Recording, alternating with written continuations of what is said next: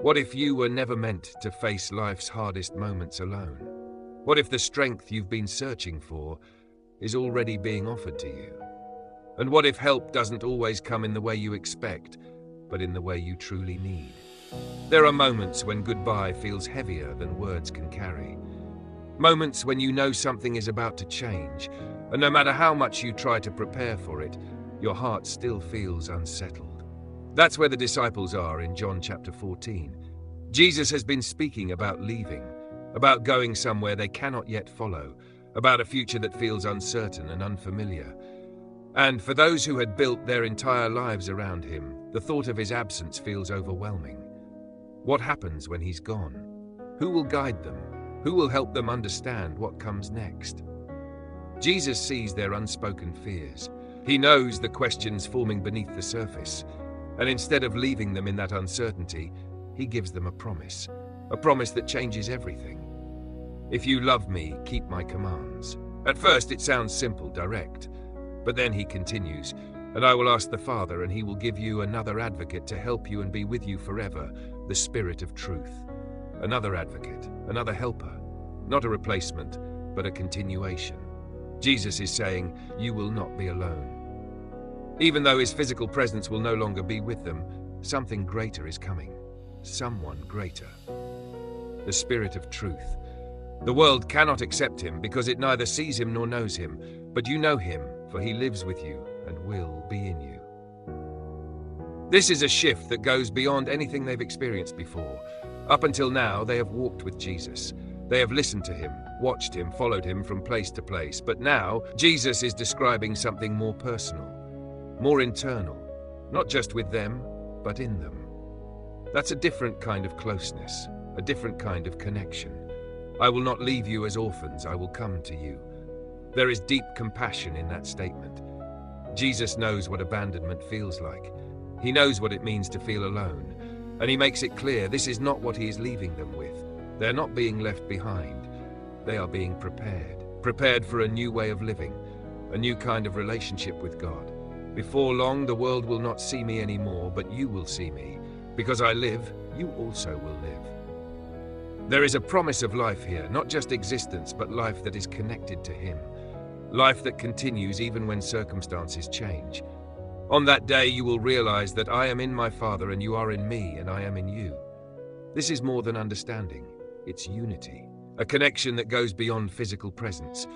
A relationship that cannot be broken by distance. And then Jesus brings it back to something practical. Whoever has my commands and keeps them is the one who loves me. Love in this context is not just emotion. It's action. It's alignment. It's choosing to live in a way that reflects what we believe. Whoever loves me will be loved by my Father, and I too will love them and show myself to them. There is a promise of revelation, of deeper understanding, of a relationship that grows not just in knowledge but in experience.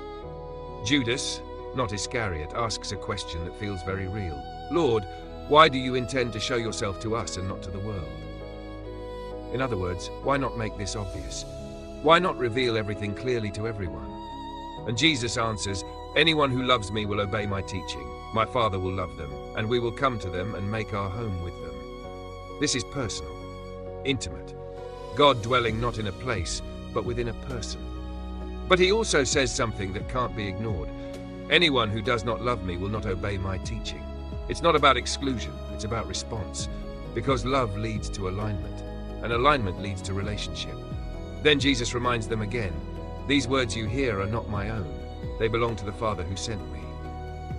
He is not speaking independently. He is revealing something greater, something that carries authority and truth. All this I have spoken while still with you. But then comes the promise again. But the Advocate, the Holy Spirit, whom the Father will send in my name, will teach you all things and will remind you of everything I have said to you.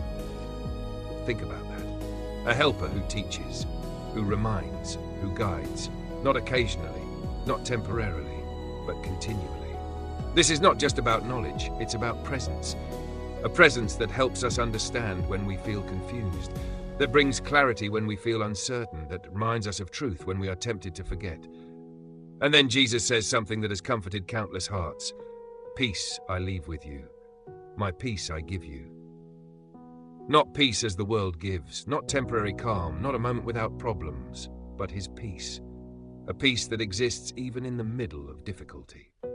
Do not let your hearts be troubled and do not be afraid. There it is again, the invitation. Not to deny fear, but to not be controlled by it. Because the kind of peace Jesus gives changes how we face what comes next. You heard me say, I am going away and I am coming back to you. If you loved me, you would be glad that I am going to the Father, for the Father is greater than I. This is not a loss, it's a transition, a movement towards something greater. I have told you now before it happens, so that when it does happen, you will believe. Jesus is preparing them, not just for the moment, but for what follows. I will not say much more to you, for the prince of this world is coming. He has no hold over me. There is confidence in that statement. No fear, no uncertainty. What is coming will not overcome him. But he comes so that the world may learn that I love the Father and do exactly what my Father has commanded me. Everything Jesus does is rooted in love, in obedience, in purpose. And that's what he is passing on to them and to us. This passage is not just about a promise made long ago, it's about a reality that still exists today. Because life still brings uncertainty, still brings moments where we feel alone, where we don't know what to do next, where we wish someone would guide us, help us, remind us of what's true. And this is where the promise of the Holy Spirit becomes real. Not as an abstract idea, but as a presence, a guide, a comforter, someone who walks with you even when no one else understands, someone who strengthens you when your own strength feels insufficient, someone who brings peace, not by changing everything around you, but by anchoring something within you. And maybe that's what you need right now.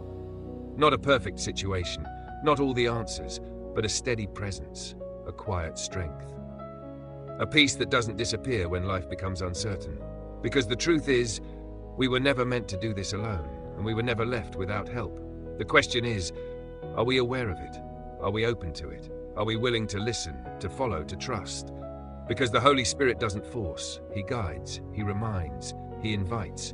And when we begin to live with that awareness, something changes.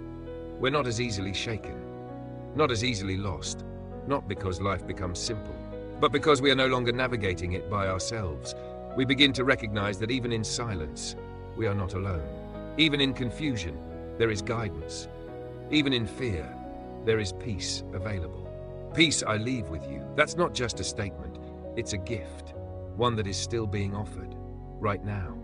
In whatever situation you're facing, in whatever questions you're carrying, in whatever uncertainty you feel, there is peace, not because everything is resolved, but because you are not alone in it. And maybe that's enough for today.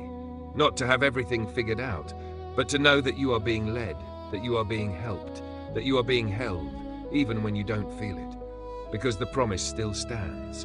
The helper has come, the presence is real, and the invitation is open.